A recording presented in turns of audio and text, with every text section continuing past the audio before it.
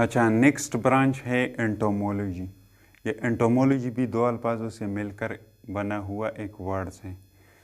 सबसे पहले meaning, entomology में ये एंटोमो का लफ्ज़ जो है ये एंटोमोन से निकला हुआ है और एंटोमोन कहा जाता है इंसेक्ट को। और दूसरा ये लॉजी लफ्ज़ सिंपल स्टडी को रिप्रेजेंट करता है। Logy means study. तो फिर एंटोमोलॉजी क्या है? A branch of biology. ये बायोलॉजी का वो ब्रांच है इन विच वी स्टडी, जिसमें हम मुतालिया करते हैं अबाउट द इंसेक्ट। इंसेक्ट के बारे में हम मुतालिया करते हैं। इंसेक्ट क्या होते हैं?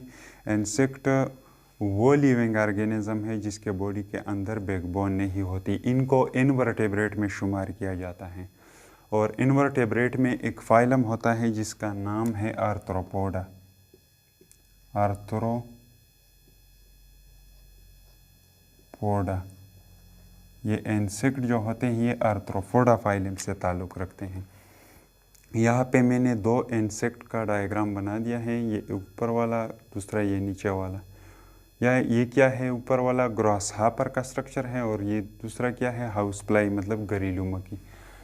तो अच्छा, एंटोमोलॉजी में हम क्या करते हैं? इन हशरात के बारे में स्टडी करते हैं। अच्छा, नेक्स्ट ब्रांच जो है वो है जेनेटिक्स। जेनेटिक्स में हम क्या स्टडी करते हैं? A branch of biology. ये बायोलॉजी का वो ब्रांच है इन विच वी स्टडी, जिसमें हम मुतालिया करते हैं अबाउट हेरिडिटी एंड वेरिएशन। ये जेनेटिक्स बायोलॉजी का वो ब्रांच है जिसमें हम हेरिडिटी के बारे में प्लस वेरिएशन के बारे में स्टडी करते हैं। अच्छा, यहाँ पे ये दो वर्ड्स इस्तेमाल हो चुके हैं, एक है हेरिडिटी, दूसरा है वेरिएशन। इन दो वर्ड्स को समझाने के लिए मैं यहाँ इस डायग्राम की तरफ आऊँगा।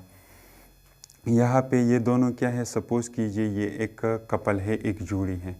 इस जोड़ी में ये क्या है? फादर है और ये क्या है? मदर है। सपोज़ कीजिए इस फादर के स्किन का कलर कैसा है? वाइट है। और इस मदर के स्किन का कलर कैसा है? ब्लैक है। तो फॉर एग्ज़ाम्पल इन दोनों ने क्या कर दिया? गेमिट्स बना दिए। ये गेमिट्स आपस में फ्यूज़ हो गए और एक जायगोट बन गया। जायगोट से फिर एक इंडिविजुअल पैदा हुआ। तो इस इंडिविजुअल में कुछ करेक्टर, मतलब ये वाइट करेक्टर यहाँ फादर से भी थोड़ा सा आएगा इस इंडिविजुअल की तरफ, और इस मदर से ये ब्लैक करेक्टर भी थोड़ा सा इस इंडिविजुअल की तरफ जाएगा। तो ये इंडिविजुअल एज अ होल कैसा होगा?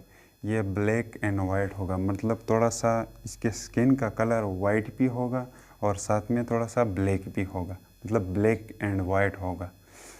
तो यहाँ से इस वाइट करेक्टर का जाना और यहाँ से इस मदर साइड से ब्लैक करेक्टर का जाना, यह क्या कहलाता है? इसको हेरिडिटी कहा जाता है।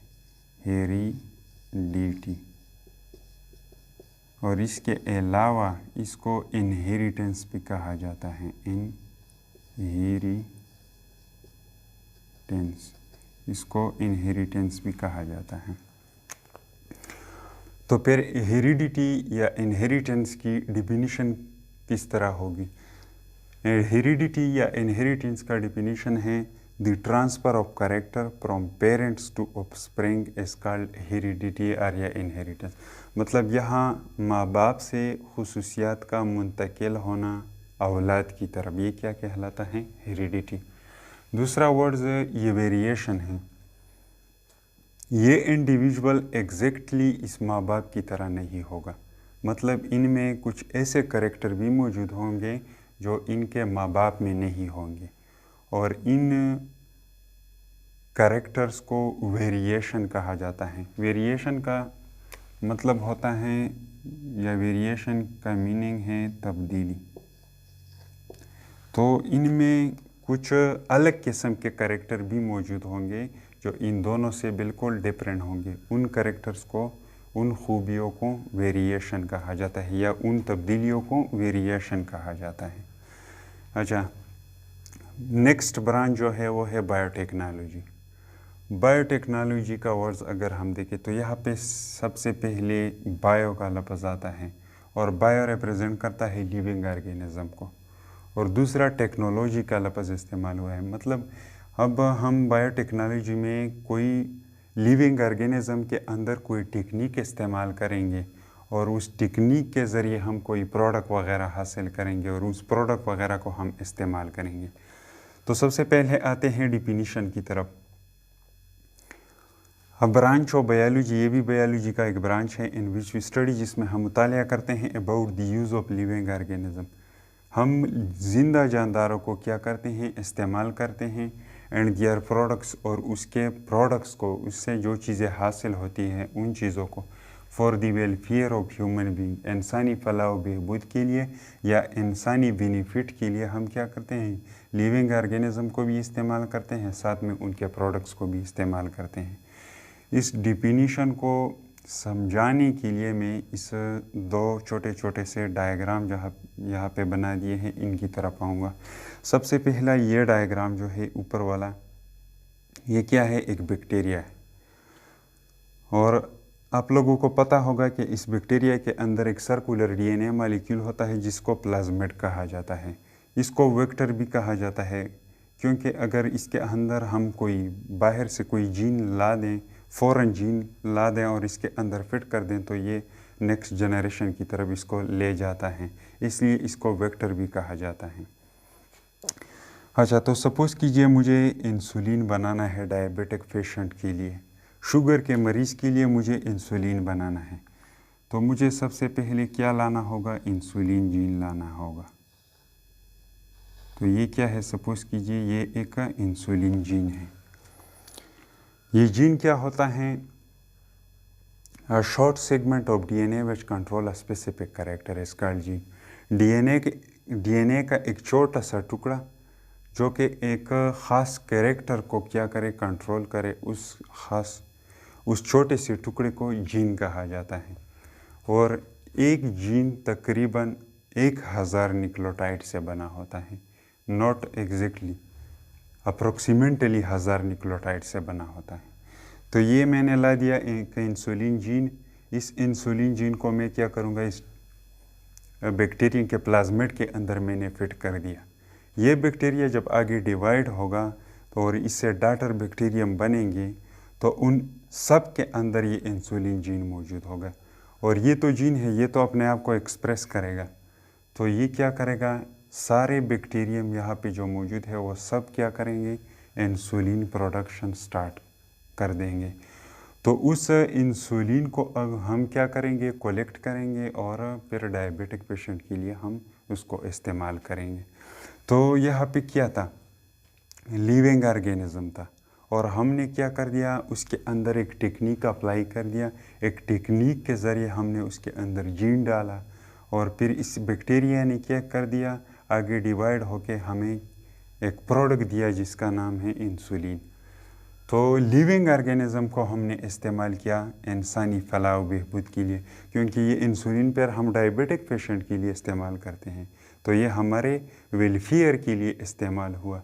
तो हम क्या करते हैं बायोटेक्नोलॉजी में हम लिविंग ऑर्गेनिज्म को अपने बेनिफिट के लिए इस्तेमाल करते हैं। दूसरा, दियर प्रोडक्ट्स को भी हम इस्तेमाल करते हैं, लिविंग ऑर्गेनिज्म के प्रोडक्ट्स को भी। यहाँ पे सपोज़ कीजिए ये दूसरा डायग्राम जो है एक बेकरी प्रोडक्ट है, इसको बनाने के लिए यीस्ट की ज़रूरत होती है। और अब लोगों को पता है कि ये यीस्ट क्या होता है, यूनिसेलुलर फंजाई है ये। और ये यूनिसेलुलर फंजाई हम क्या करते हैं, बेकरी प्रोडक्ट बनाने के लिए इस्तेमाल करते हैं यीस्ट के तौर पर, और फिर बेकरी प्रोडक्ट तैयार होती है। इस बेकरी प्रोडक्ट को फिर हम इस्तेमाल करते हैं। तो ये फंजाई क्या था, एक लिविंग ऑर्गेनिज्म था, और इसका एक प्रोडक्ट हमने बना दिया, इसके ज़रिए हमने एक प्रोडक्ट बना दिया। इस प्रोडक्ट को हमने फिर अपने फ़ायदे के लिए इस्तेमाल किया। तो बायोटेक्नोलॉजी में हम लिविंग ऑर्गेनिज्म के प्रोडक्ट को भी इस्तेमाल करते हैं।